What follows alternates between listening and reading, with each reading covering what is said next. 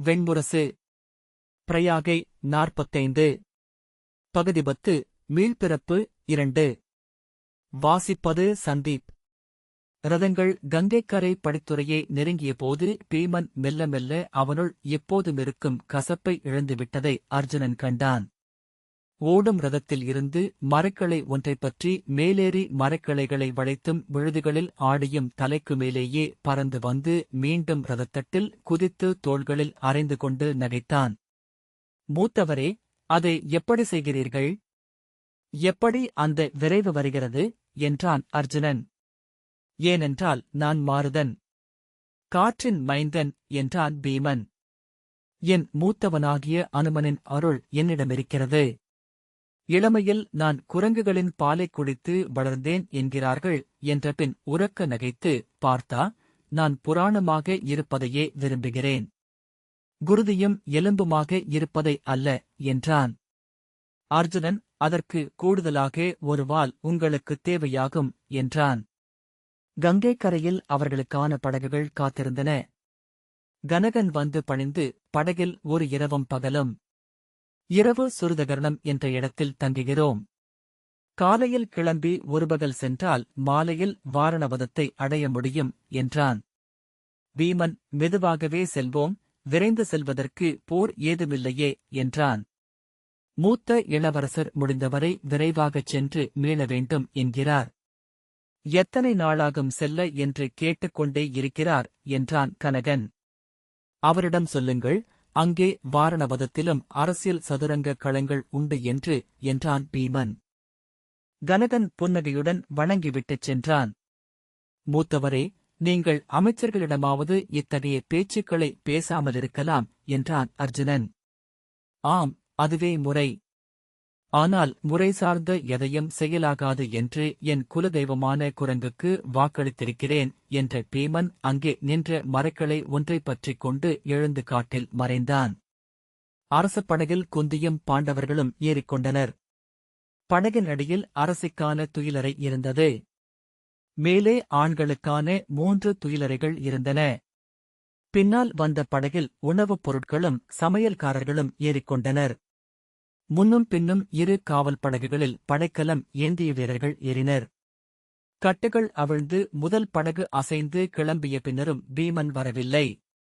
மூத்தவர் இன்னும் படகில் ஏறவில்லை என்றான் நகுலன். வருவான். அவன் ஒரு குரங்கு என்றான் தருமன் சலிப்புடன். மரக்கிளை ஒன்றில் இருந்து சமையல் படகில் குதித்த பீமன் அங்கிருந்தே உரக்க, இளையவனே, என் இடம் இங்குதான். உனக்கு வேண்டிய உணவை மட்டும் எனக்குத் தெரிவி. நான் சமைத்துக் கொடுத்தனுப்புகிறேன் என்றான். நகுலன், மூத்தவரே, எனக்கு களிமண்ணில் சுட்ட கங்கை மீன் என்றான். சகதேவன், சுட்ட நாரை என்றான். சற்று நேரத்தில் தேடி வரும் என்றான் பீமன். உணவு கூட போராகத்தான் இருக்க வேண்டுமா? காய்கறிகளை உண்டால் என்ன என்றான் தருமன். மூத்தவரே, அவர்கள் க்ஷத்திரியர்கள். ஊனுணவை விலக்க தங்களைப் போல அறச்செல்வர்கள் அல்ல என்றான் பீமன் உரக்க. அவருடைய படகு பின்னால் நகர்ந்து சென்றது. அர்ஜுனன் கரையை நோக்கியபடி நின்றிருந்தான். கங்கையின் பயணம் சலிப்பதே இல்லை. அது காலத்தில் பயணம் செய்வது போல. கங்கையின் வடக்கே செல்லச் செல்ல காலம் பின்னகர்ந்து கொண்டே செல்லும். நகரங்கள் பழையவையாக சிறியவையாக ஆகும். சிற்றூர்கள் மேலும் சிற்றூர்களாகி பின் பழங்குடி கிராமங்களாகும். அதன்பின் தவக்குடில்கள். அதன்பின் அடர்காடு. பனிமலைகளின் அமைதி. தருமன் வந்து, இளையோனே, உன்னை அன்னை அழைக்கிறாள் என்றான். அர்ஜுனன் குந்தியின் அறைக்குச் சென்றான். மாந்தோல் விரிக்கப்பட்ட மஞ்சத்தில் குந்தி அமர்ந்திருந்தாள். தாழ்ந்த அறையாதலால் மேலே திறந்திருந்த சாளரம் வழியாக அலைத்துமிகள் அவ்வப்போது உள்ளே வந்தன. நீரின் ஓசை கேட்டுக்கொண்டே இருந்தது. மாபெரும் பசு ஒன்று நாவலுக்கு அசை போடுவது போல. குந்தி மெல்லிய குரலில் முறையாக கையைக் காட்டி, அமர்க இளையோனே என்றாள். அர்ஜுனன் அமர்ந்து கொண்டதும், அனைத்து பயண ஏற்பாடுகளும் முறையாக உள்ளன என நினைக்கிறேன் என்றாள். அர்ஜுனன், ஆம் அன்னையே என்றான். தருமன், கனகன் பொறுப்பேற்றிருக்கிறான் என்றான்.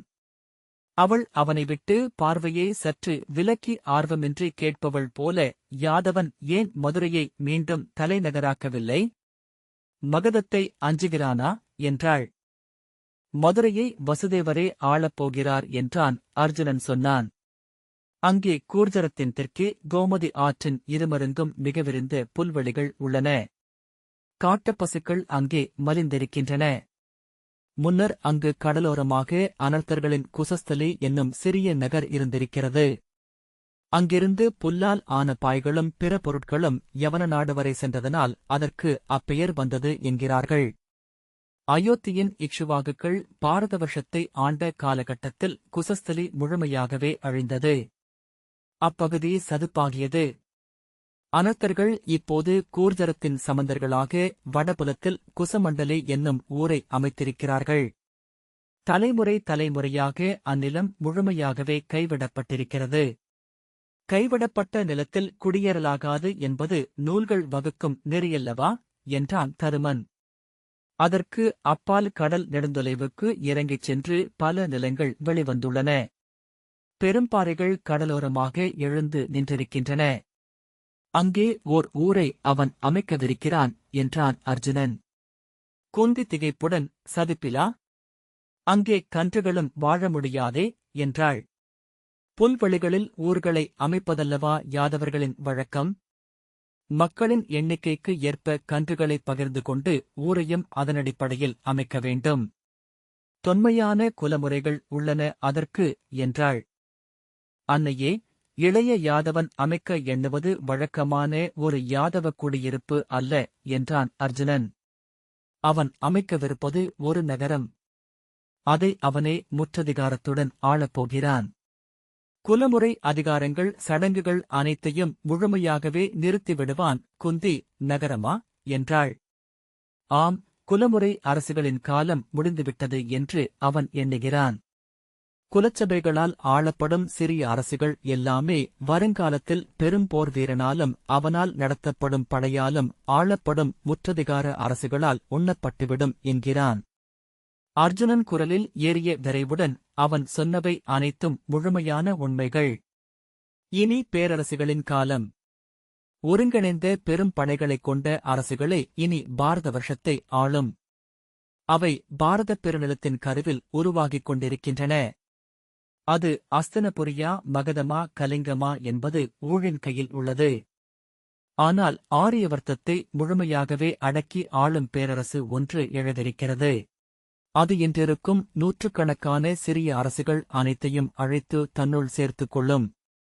இன்றைய பாரத வருஷம் ஒன்றோடொன்று முட்டி மண்டையை உடைத்துக் கொள்ளும் ஆட்டுப்பட்டி போலிருக்கிறது. யானை கொட்டகையாக அது மாறும். உள்ளே ஒரு வேழம் மட்டுமே இருக்கும். ஆம், அதை பேரரசி சத்யவதி தேவி சொல்லக் கேட்டிருக்கிறேன். அந்தப் பேரரசாக அஸ்தினபுரி அமைய வேண்டுமென்று அவர் கனவு கண்டார் என்றாள் குந்தி. அத்தனை அரசர்களும் அந்தக் கனவையே காண்கிறார்கள்.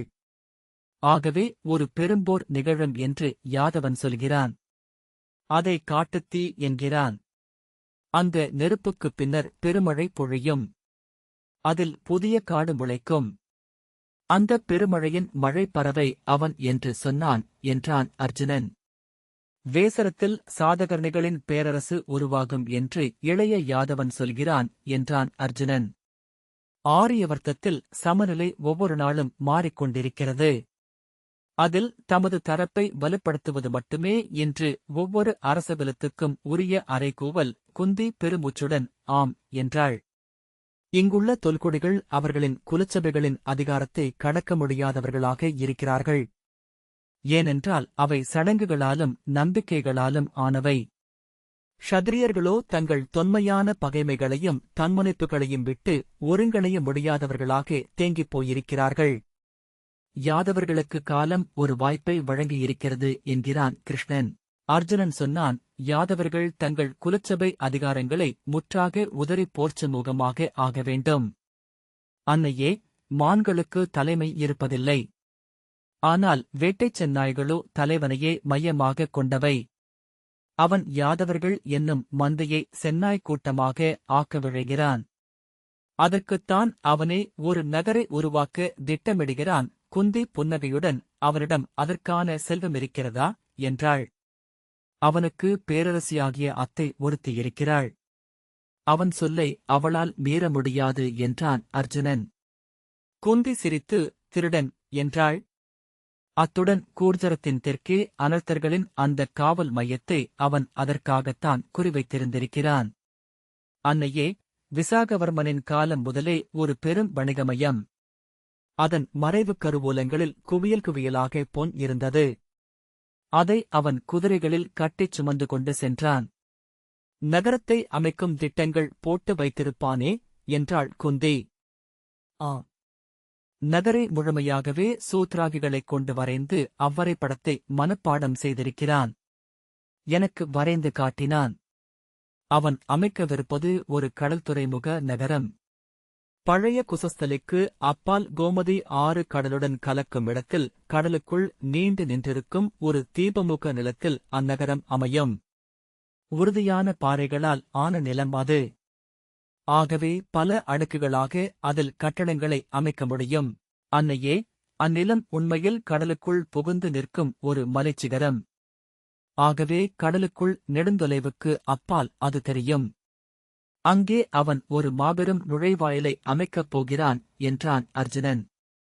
கோட்டை கட்டாமல் வாயில் கட்டப் போகிறானா என்ன? வாயிலுக்குள் நுழைய முதலில் ஒரு பெரும்பாதை தேவை அல்லவா என்றான் தருமன். மூத்தவரே, அவன் அமைக்கவிருக்கும் நுழைவாயில் கடலை நோக்கி அமைந்திருக்கும் என்றான் அர்ஜுனன்.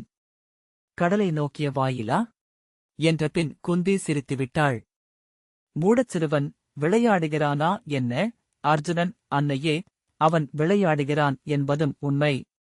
ஆனால் அவன் அதை கட்டவே எண்ணுகிறான் என்றான். கோட்டையின் அளவை வைத்துத்தானே நுழைவாயிலை கணக்கிட முடியும் என்றான் தருமன். இல்லை மூத்தவரே, அது தனியாக நிற்கும் ஒரு சிற்பம் மட்டும்தான். அது 100 வாரை உயரம் கொண்டதாக இருக்கும் என்றான் அர்ஜுனன். குந்தி நகைத்து, குழந்தை கற்பனை போலுள்ளது. 100 வாரை என்றால் கிட்டத்தட்ட 500 அடி. சராசரி மானுடனை விட 70 மடங்கு உயரம்.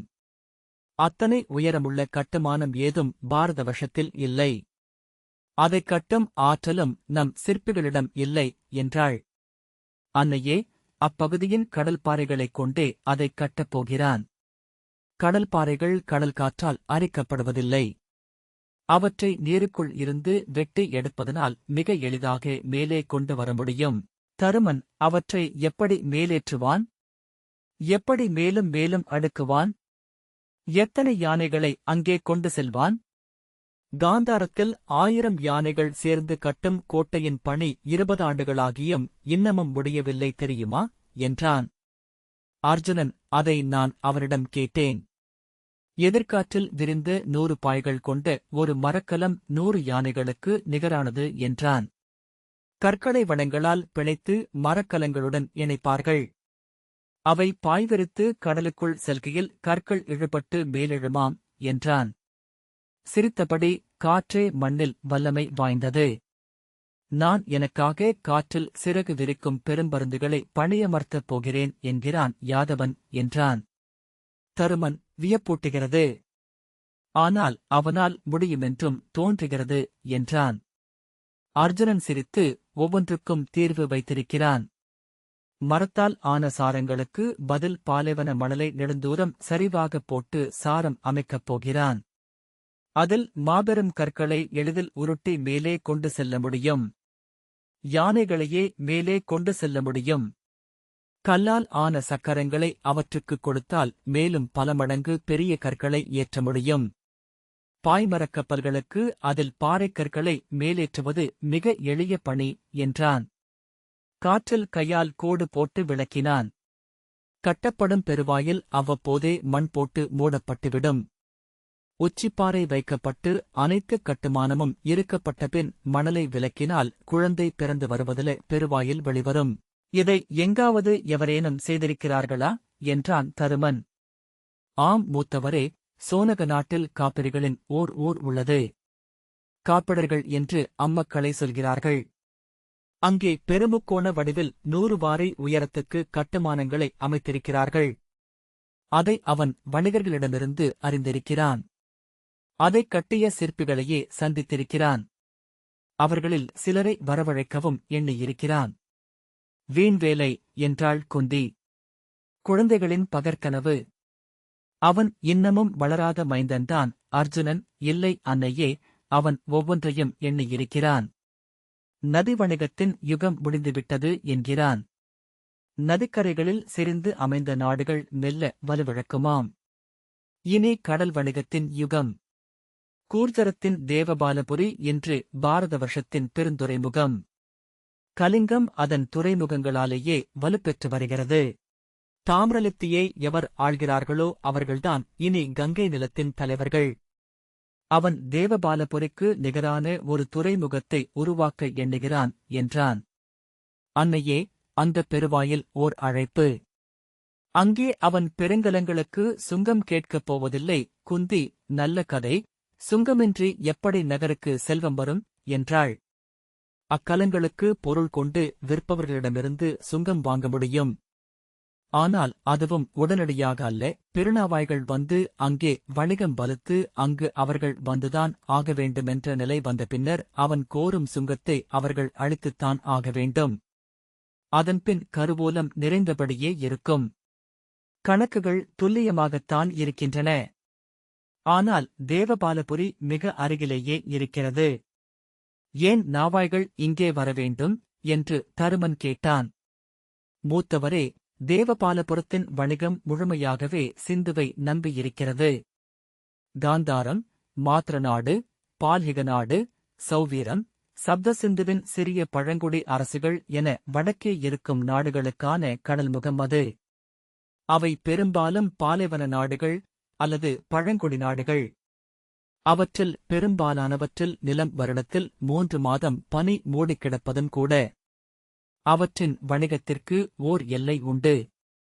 அந்த எல்லை எட்டப்பட்டுவிட்டது என்றான் அர்ஜுனன். அன்னையே, சிந்துவுக்கும் பாரத வருஷத்தின் விரிந்த மைய நிலத்துக்குமான பாதை பெரும்பாலை நிலத்தால் தடுக்கப்பட்டுள்ளது. மாளவமும் விதர்ப்பமும் விந்திய மலைக்கு அப்பால் உருவாகி வந்துள்ள நாடுகளும் இன்று மகாநதி வழியாக மட்டுமே கடலுக்குச் சென்றாக வேண்டிய நிலையில் உள்ளன. காடுகளையும் 4 நாடுகளையும் கடந்து பல கப்பங்களை அழித்து அங்கே செல்ல வேண்டும். தென்கூர்ஜரத்தில் உருவாகி வரும் யாதவனின் துறைமுகம் அவர்களுக்கு மிக அண்மையில் உள்ளது. பாரத வருஷத்தில் வரும் வருடங்களில் பெரும் வல்லமையுடன் எழப்போகும் நாடுகள் கங்காபதத்துக்கு தெற்கே விந்தியனைச் சுற்றியுள்ள நிலத்திலேயே அமையும் என்று யாதவன் சொல்கிறான். அர்ஜுனன் அக எழுச்சியுடன் சிறுவனைப் போல உரத்த குரலில் சொன்னான். அந்தப் பெருவாயில் ஓர் அடையாளம்.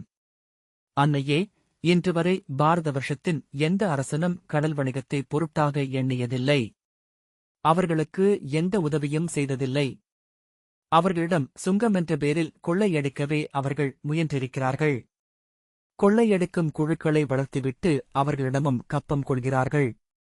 அவரது நகரின் முகத்தோரணமான அந்தப் பெருவாயில் ஓர் அழைப்பு. ஒரு நகரத்தின் புன்னகை அது என்றான் கிருஷ்ணன். பெருவாயில்புரம் என்றே அந்நகரம் அழைக்கப்படும் என்றான். அச்சொல்லே ஒரு செய்தியாக உலகமெங்கும் செல்லும். யவனர்களும் சோனகர்களும் பீதர்களும் அங்கே வருவதற்கு அச்சொல்லே போதுமான உறுதியை அளிக்கும். துவாரகை என்று குந்தி மெல்ல சொல்லிக் கொண்டாள். புன்னகையுடன் திரும்பி துவராகை, பெருவாயில் கொண்டவள். மகத்தான பெயர். இந்தப் பெயரை அவன் எப்படி அடைந்தான் என்றாள். அர்ஜுனன் அவன் இந்தக் கனவுகளை எல்லாம் கோகுலத்தில் கன்று மேய்த்துக் கொண்டிருக்கையிலேயே அடைந்துவிட்டான். அவன் தோழர்கள் சொன்னார்கள். அவன் 7 வயதானவனாக இருந்தபோது மலைச்சரிவில் அவர்களை அமரச் செய்து இக்கனவுகளை சொல்வானாம். அவை அவர்களுக்கு வெறும் கதைகளாக இருந்தன.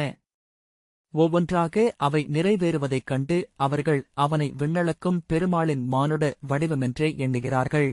துவாரகை என்று மெல்லிய குரலில் சொன்ன குந்தி, அவன் அகம் இப்பெயரில் உள்ளது இளையவனே. தன் நகரை ஒரு பெண்ணாக எண்ணுகிறான் என்றபின் முகம் சிவந்து கைகளால் வாயை மூடிக்கொண்டு சிரித்தாள். அர்ஜுனன் அழகிய இளம்பெண்ணாக. அன்னையே, அவள் உடலின் ஒவ்வொரு உறுப்பையும் அவன் கண்ணில் கண்டுவிட்டான் என்றான்.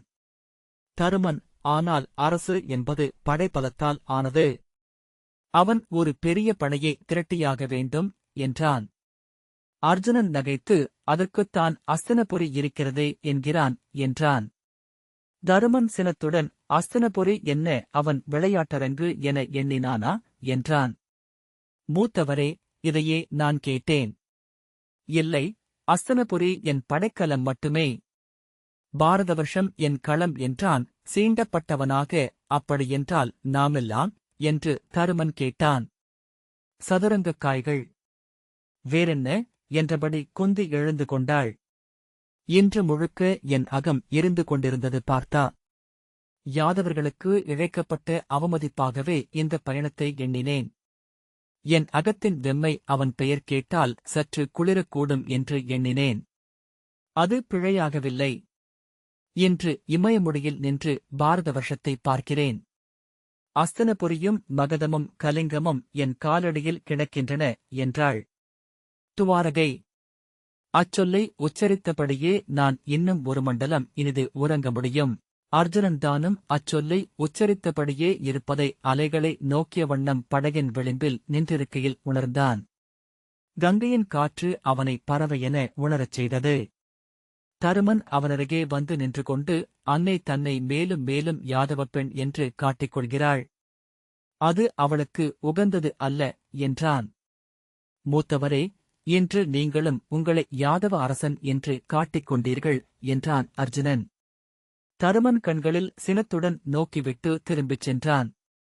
பகல் முழுக்க நூல் கட்டிய அம்புகளை எய்து மீன்களையும் நாரைகளையும் பிடித்தும் இரவில் விண்மீன்களை நோக்கியபடி படகின் அமரத்தில் மல்லாந்து படுத்தும் அர்ஜுனன் பயணம் செய்தான். யாதவர்கள் அங்கே கூர்ஜர நிலத்தில் குடிகளை கட்டியிருப்பார்கள். யவனச் சிற்பிகளையும் கலிங்கச் சிற்பிகளையும் கொண்டுவர யாதவனின் தூதர்கள் சென்றிருப்பார்கள். முதலில் அந்தப் பெருவாயில்தான் கட்டப்படும், அதன் பின்னரே அரண்மனை என்று கிருஷ்ணன் சொல்லியிருந்தான். அது அமைந்த பின்னர்தான் தாங்கள் கன்று மேய்க்கும் மக்கள் அல்ல, நாடாள்பவர்கள் என என் குலத்தவர் நம்புவார்கள். ஒவ்வொரு நாளும் அவர்களின் கண்முன் அது வளரும். அவர்களின் கனவில் அது கொடியேறும். அவர்களின் புராணமாக அது ஆகும்.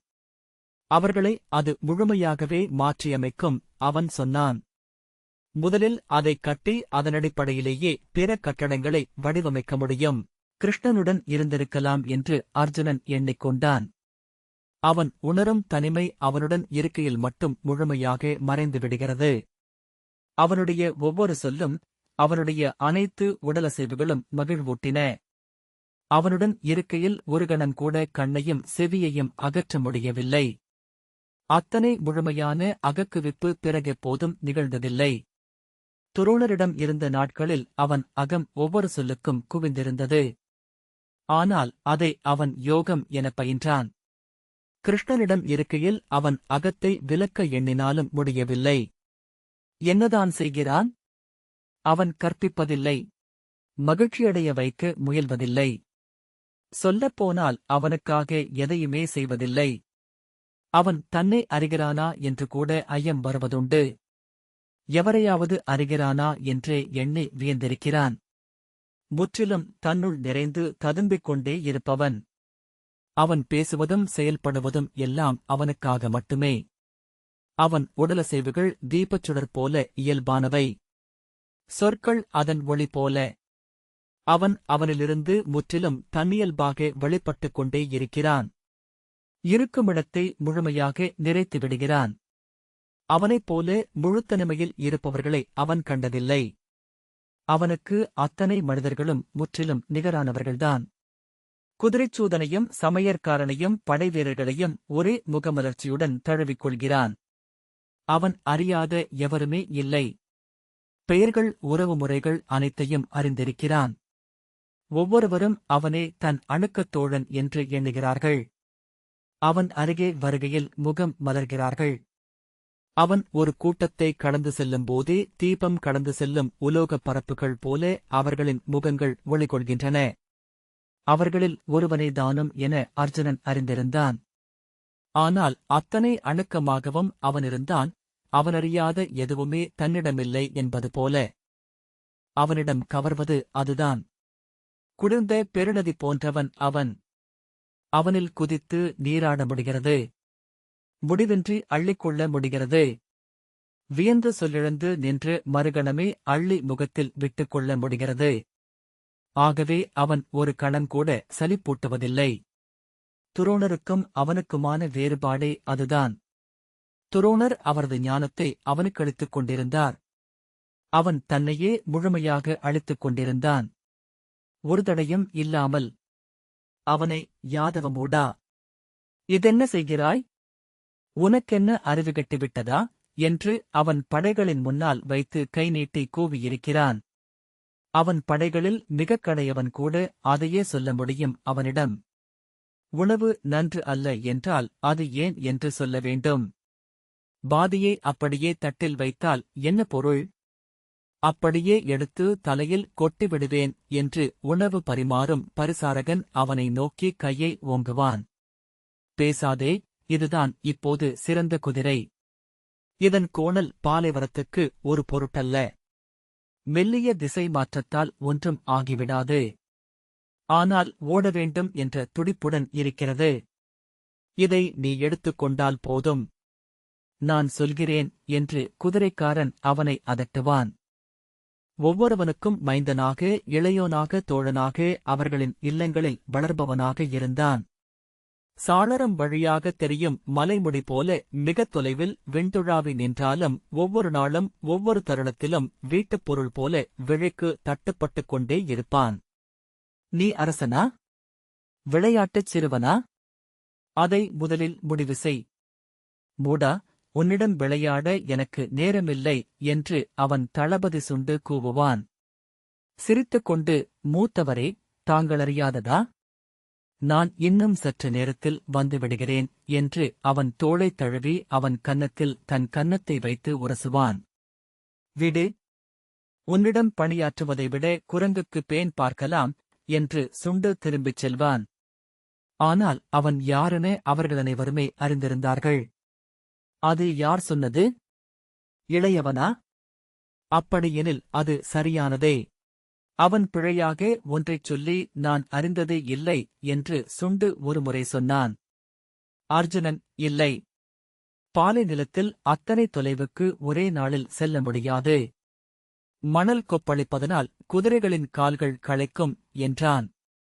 அர்ஜுனனிடம், இளவரசே, இளையோன் சொன்ன பின்னரும் எதற்கு ஐயம் என்றான் இன்னொரு படைத்தலைவனாகிய சக்ரசேனன். அர்ஜுனன், பார்ப்போம் என்றான். ஆனால் குதிரைகள் கிளம்பியதுமே அர்ஜுனனுக்குத் தெரிந்துவிட்டது. முந்தைய நாள் பெய்த பனியால் பாலை மண் அழுந்திப் படிந்திருந்தது. அதன்மேல் சென்ற குதிரைகள் முன்னால் சென்ற குதிரையின் குளம்புச் சுவடுகளிலேயே கால் வைத்து நடந்தன. மணல் கொதிக்கத் தொடங்கும்போது அவர்கள் இலக்கை அடைந்துவிட்டிருந்தனர். அவனிலிருந்து வெளிப்படும் எல்லையற்ற ஒன்றை அவர்களனைவரும் முன்னரே கண்டிருந்தனர். அவன் சக்கரம் 7ஆகப் பிரிந்து மின்னலாகச் சுழன்று தலைகளை வெட்டித் தள்ளிக் கொண்டிருக்க 1, 100, 1000 பெருகி அவன் களத்தை நிறைத்தபோது அவர்களின் விழிகள் இமைப்பிழந்து அவனை நோக்கியிருந்தன.